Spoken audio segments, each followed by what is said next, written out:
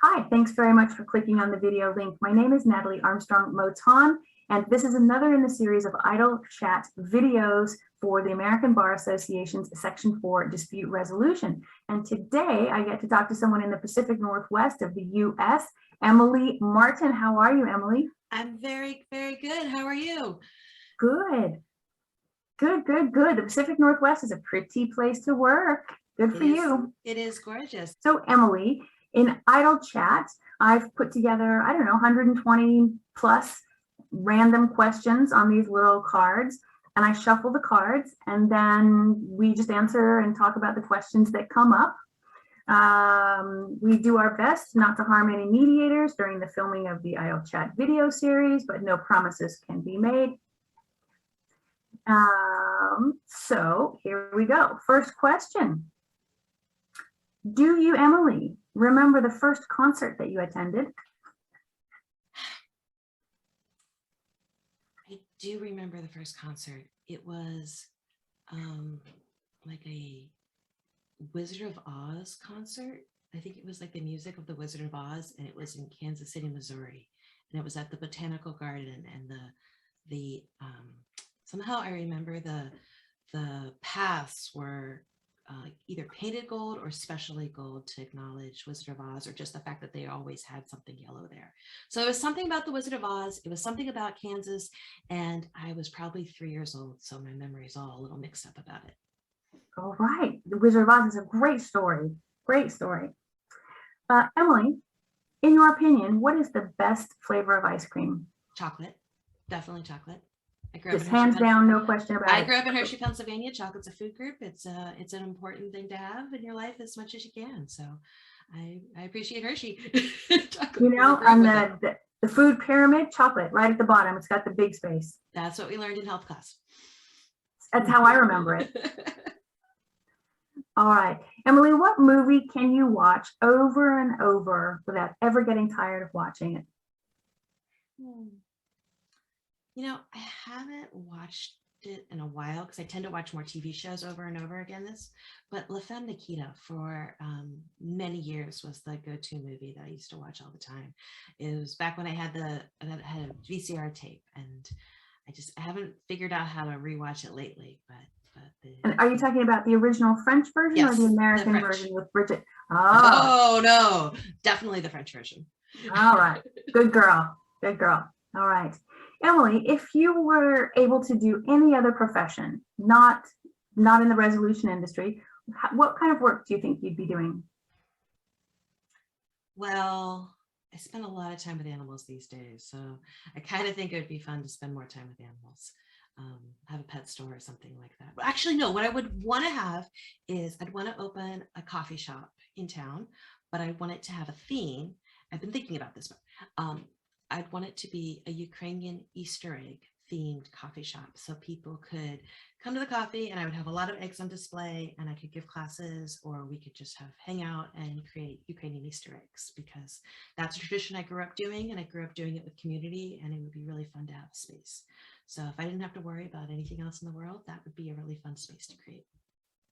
You know, I love those Ukrainian Easter eggs. They are so labor intensive though.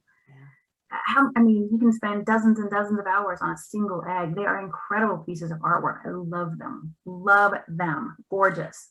And sometimes just the act of creation, even if you're not trying to be the most complex and the most sophisticated design, and just it's sort of meditative just to sit there and doodle on an egg. And so there's a wide range, but I feel like it makes the world a better place, and it's fun to create, and it's a great craft for people to learn and pick up. And there's a legend that talks about how important it is for eggs to be made to keep evil at bay. So just a shout out to anyone who ever thought about learning how to write eggs. It's a great thing to do.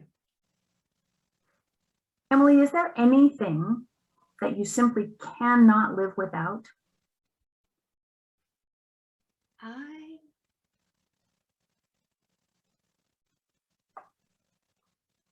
I don't know. I mean, I guess my whole life, like I never knew what I wanted to be when I grew up, but I knew I wanted to return to the Northwest. So So I guess I have lived on the East Coast, and I probably could survive, but I've designed my life accordingly so that I came back. I lived here as a kid, and then I went back east, and then I came back west. So I think being on the West Coast has always been important to me because it was something that meant a lot as when I was growing up. All right. So it's just something you can't live without, being in the PNW. I can appreciate that. Emily, do you eat food that is past its expiration date if it still smells and looks fine? I think it totally depends. I think there has been time during this pandemic where there's been some pasta, and I check and see like how long does pasta last when it's dry. And it is hard to go to the grocery store when you have some food that's still around, even if it's slightly there. But anything questionable, I definitely do a Google search before I figure out how firm is that guidance, and like I think honey might have to have an expiration date, but there are some things that never really go bad. So I try to. Yeah, Twinkies and the honey bear, you're good to go. Emily, cats or dogs?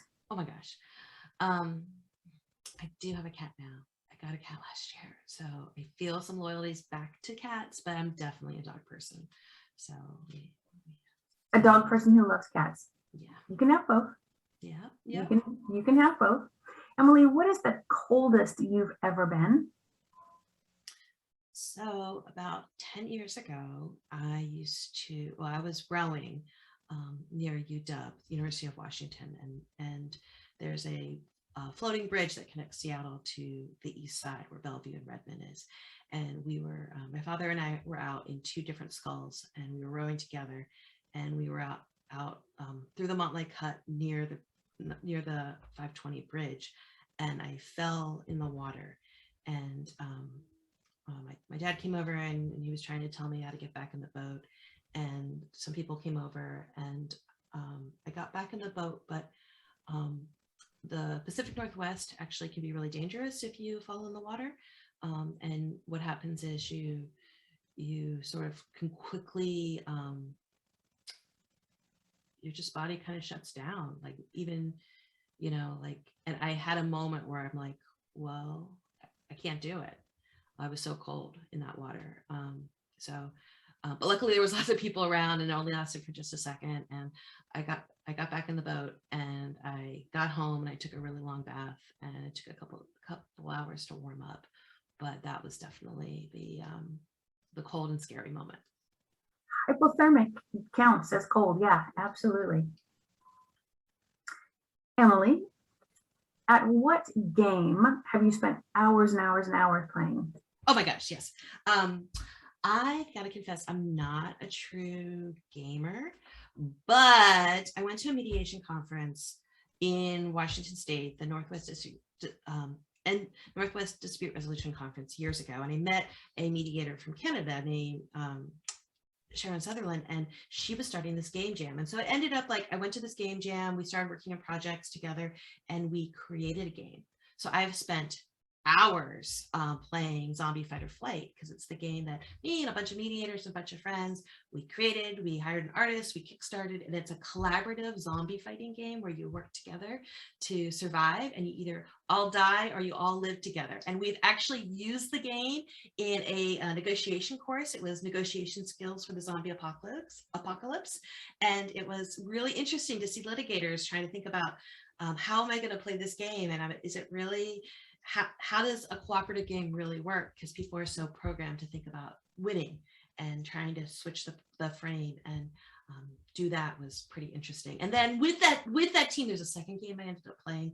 A lot of mediators and a lot of people in the dispute resolution community in the Vancouver area, and then I'm a little bit south.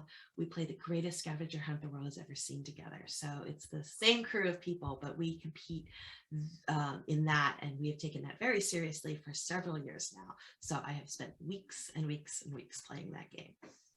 Love both of those. Both of those. And the scavenger hunt is now called Gish. So if anybody out there has ever heard of it, It's called Gish, and so it is an international amazing game that gamifies goodness, and it's a ton of fun. Okay. Wow.